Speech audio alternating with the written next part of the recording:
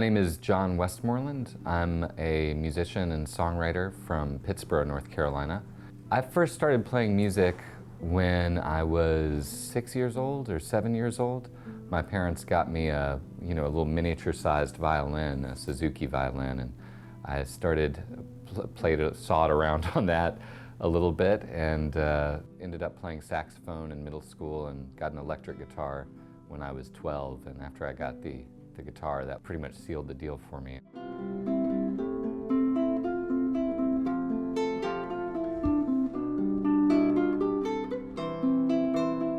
I got connected to Carol Woods through my ex-girlfriend's mother. Yeah.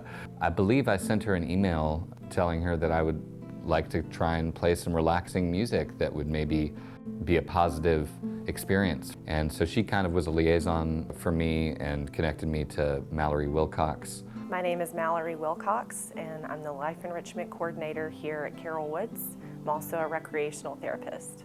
I completed a degree in recreational therapy at the University of North Carolina at Greensboro, and I thought I always wanted to work with children.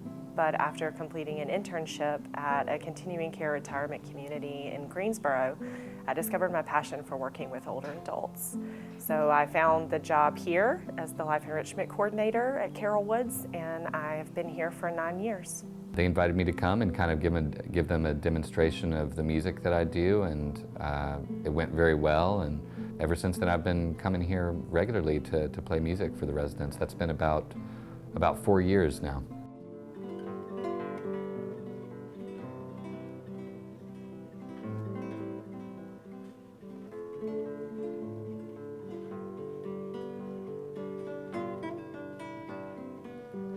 Come to me, write this song.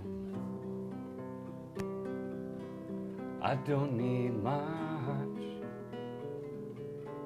it won't be long.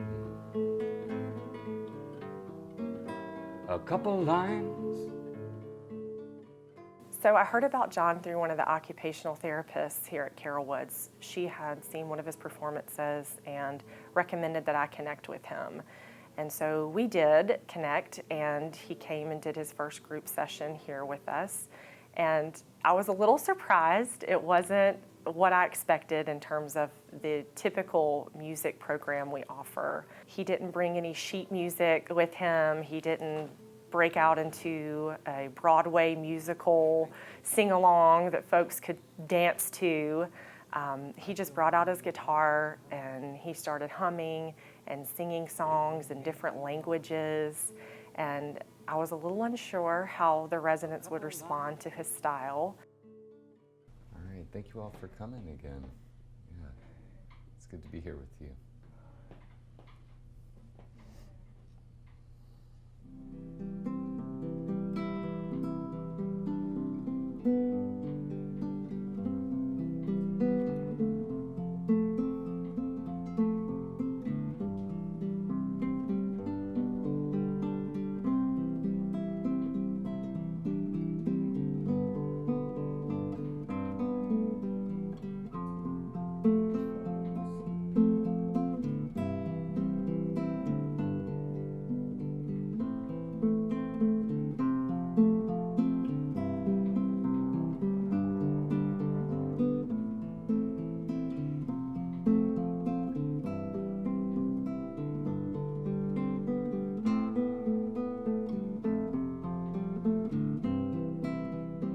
The pieces he plays are just so meditative and therapeutic, and just invokes this sense of calm for everyone.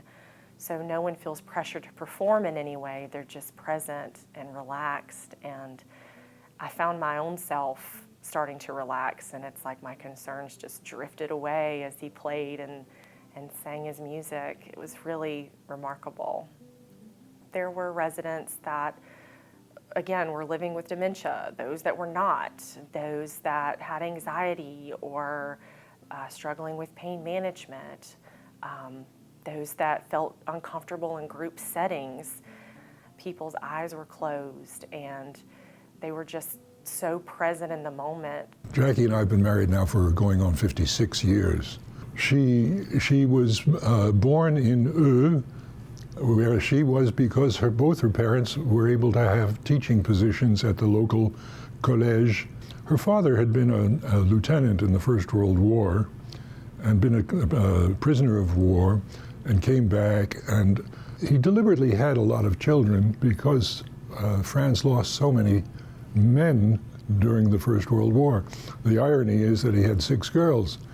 We were married in Paris at the City Hall of the 18th arrondissement, who told Jackie that she must be an obedient wife, and she vowed never to do such a thing.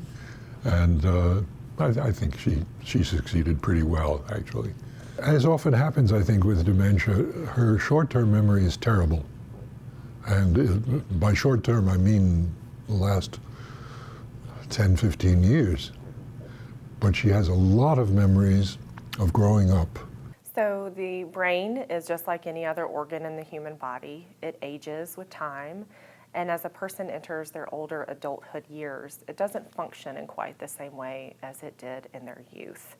Persons living with dementia are experiencing a shift in their reality. And depending on what type of dementia they have, it can sometimes affect the experience that they're having. Because of dementia, frequently 10 or 15 minutes after she's said something about that, she'll say the same thing or ask the same question. This is home. Want some coffee? But her mind seems mainly fixated on that period of her life. What came later, there are sort of patches of memory. For example, we had when our second child was born, I put an ad in the local newspaper to see if we could get somebody, a housekeeper.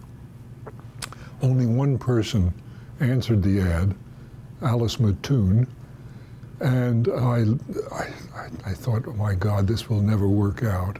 She had orange-red dyed hair, huge earrings, and she came in an enormous car with one of her grandchildren.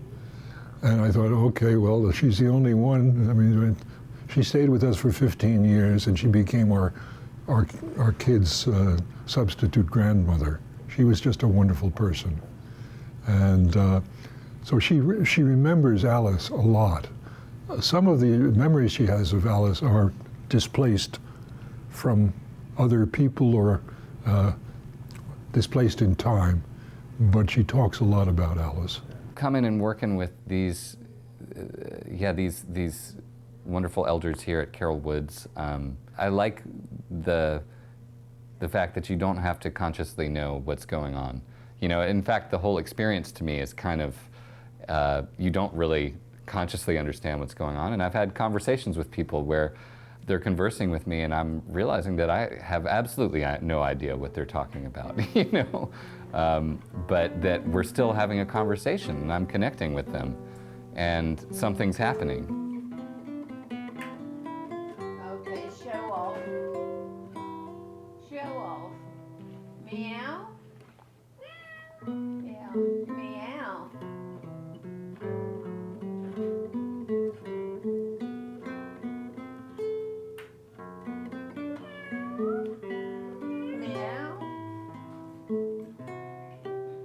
The bottom line is this: each person is a unique individual with their own story, experiencing the world in their own way. It's always fascinating to see what stepping stones stick with a person over the years, and I often find similarities with my own life stepping stones.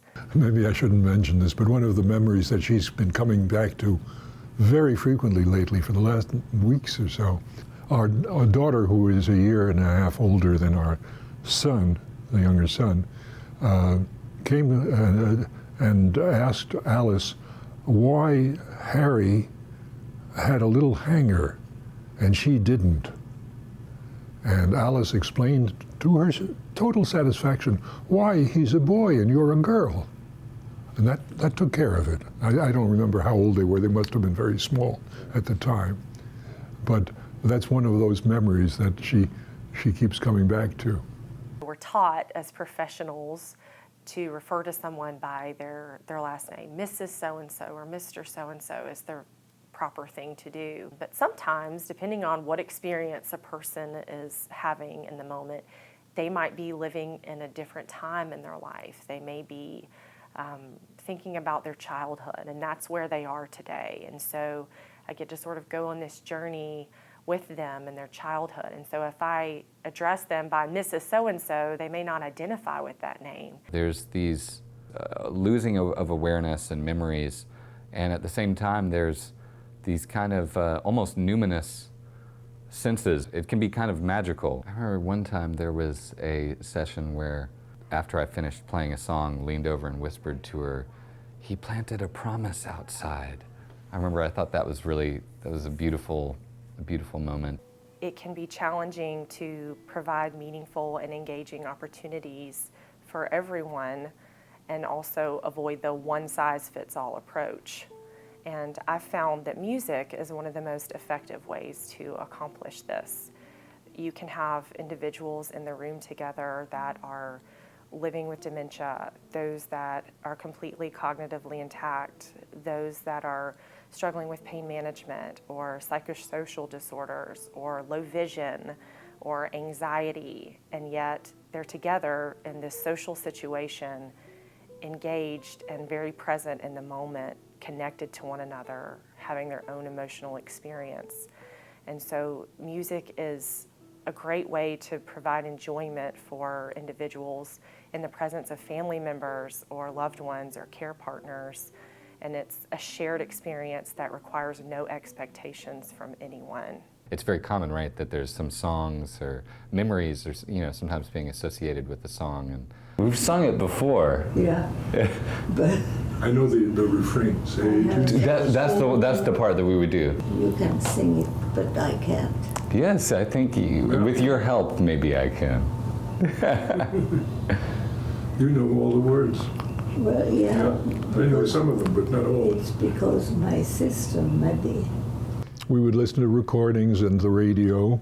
We once or twice a year we would go down to New York to go to the Metropolitan Opera. For the kids, though, we had a lot of French children's songs. Nous vivions tous les deux ensemble.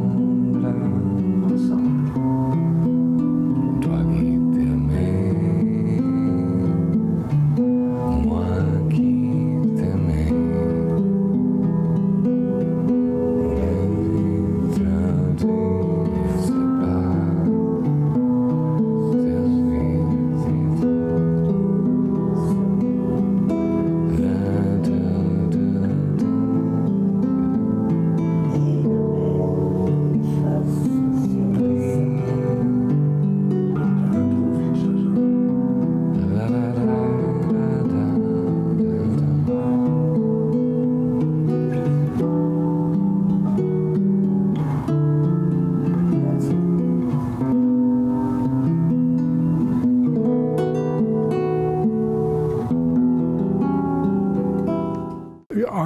I'm not a believer, and Jackie isn't either.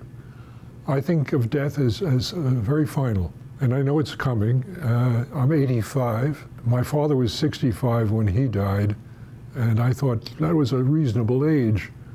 But when I realized I was already 20 years older than my father, it struck me. I'm not doing very much anymore. The main thing I'm doing now is seeing Jackie and trying to make life bearable for her. Life is very short. I hear people say that to me over and over. It's so short. I heard one lady tell me once, and she was reaching the end of her life, and she shared, it's kind of like being on a carousel. You know, everybody gets their turn to go around, and I've had my turn. I've had a long, wonderful life, and it's been full of all kinds of experiences that have shaped who I've become today, and it's my turn to step off, and then you're still on your carousel ride. And so make the most of it. Take in every picture you can and and smile as much as you can and love as hard as you can.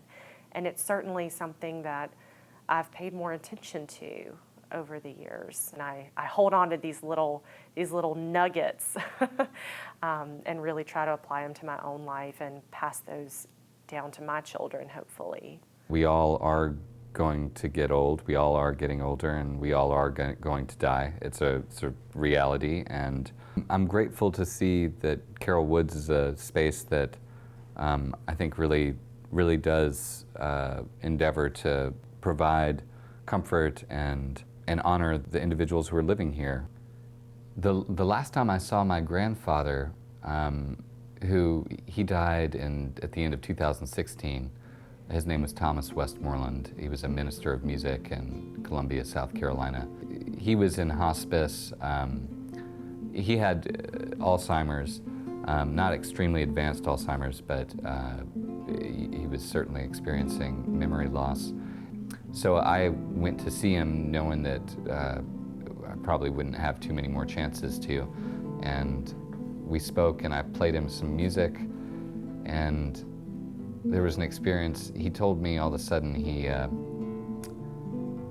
burst out into tears very suddenly, and he told me that he had the night before that he had dreamed about his brother, his identical twin brother, named James, who fell out of a tree when they were 9 years old. They were climbing trees together.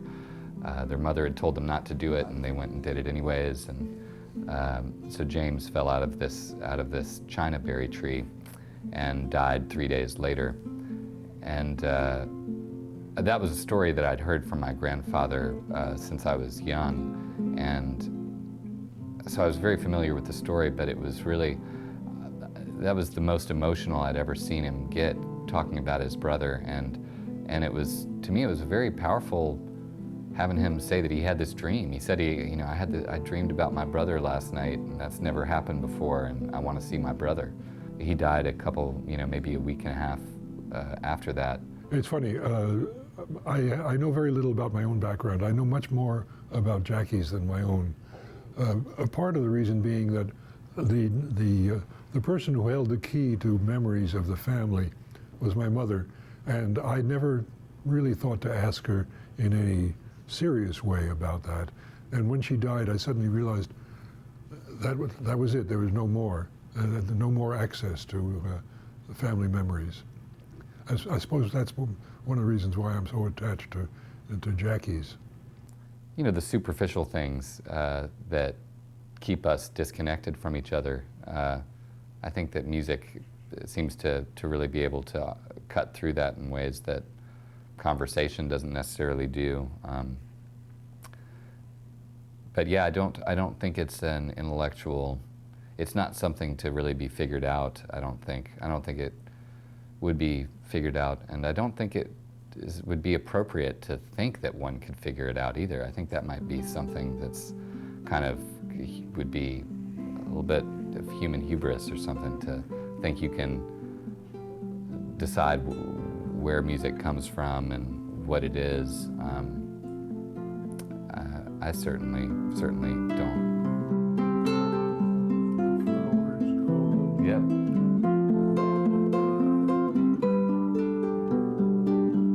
I used to sing that to our kids. Oh, really? Where have all the flowers gone? Yeah, you can sing along if you want to. I'm afraid too many years ago. I remember it very well, but Where have all the flowers gone? Long time passing. Where have all the flowers gone? Long time ago. Where have all the flowers gone? Gone to young girls, everyone.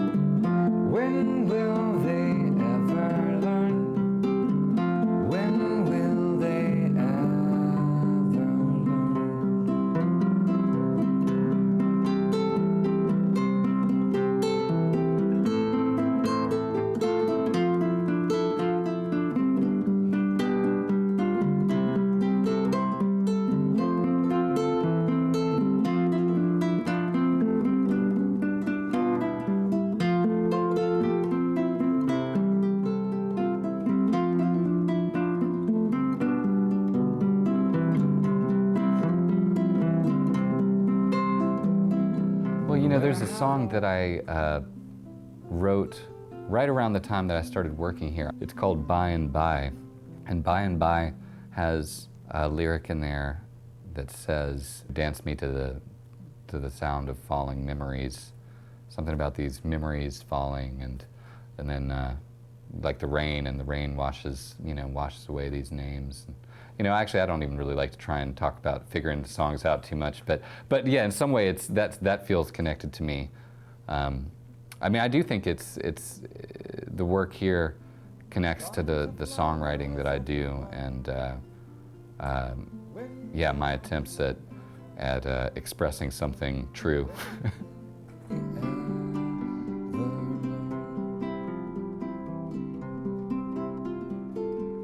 When will we ever learn? When will we ever